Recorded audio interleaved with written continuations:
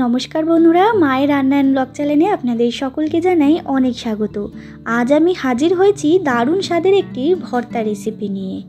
আজকে শেয়ার করব ওলকপির ভর্তা। কখনো কি খেয়েছেন ওলকপির ভর্তা? আজকে সেটাই শেয়ার করব।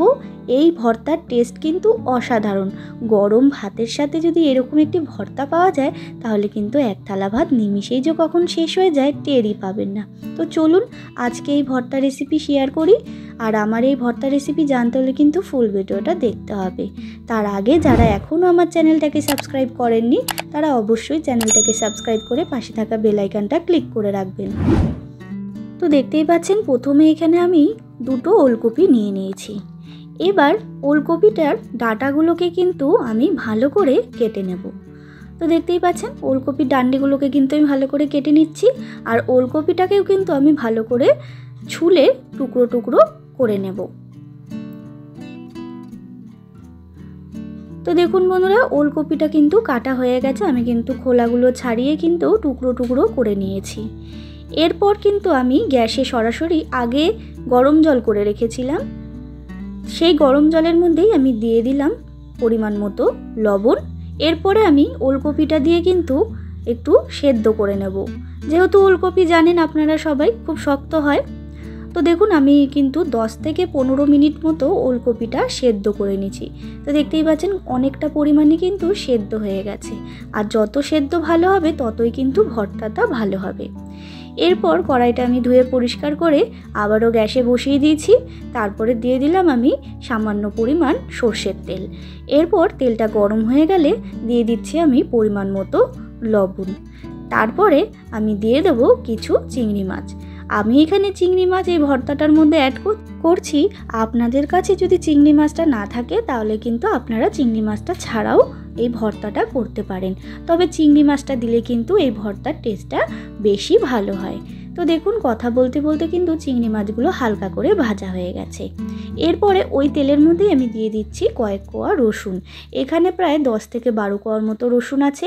আর দিয়ে দিলাম কয়েকটা শুকনো লঙ্কা। আর দিয়ে দিলাম কয়েকটা কাঁচা লঙ্কা। ঝালটা আপনাদের টেস্ট অনুযায়ী দেবেন, যে যেরকম ঝাল খাবেন। এবার দেখতেই পাচ্ছেন শুকনো লঙ্কা, কাঁচা লঙ্কা এবং রসুন খুব ভালো করে ভেজে নিয়েছি। এরপর একটা মিক্সিং জার নিয়ে নিয়েছি।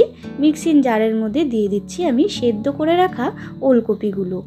এরপর একে একে দিয়ে দিচ্ছি আমি ভেজে রাখা চিংড়ি মাছ, ভেজে রাখা কাঁচা লঙ্কা, রসুন এবং শুকনো লঙ্কা।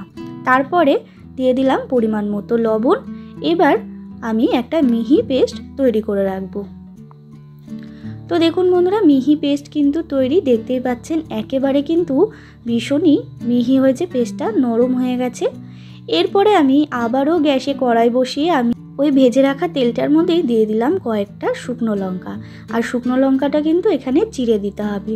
এবার শুকনো লঙ্কাটা একটুখানি ভাজা হয়ে গেলে তারপরে আমি দিয়ে দেব বেটে রাখা ভর্তাটা। আর এইটা আমি মিক্সিং জারের মধ্যে বেটেছি, আপনারা চাইলে কিন্তু শিলনোড়াতেও বাটতে পারেন।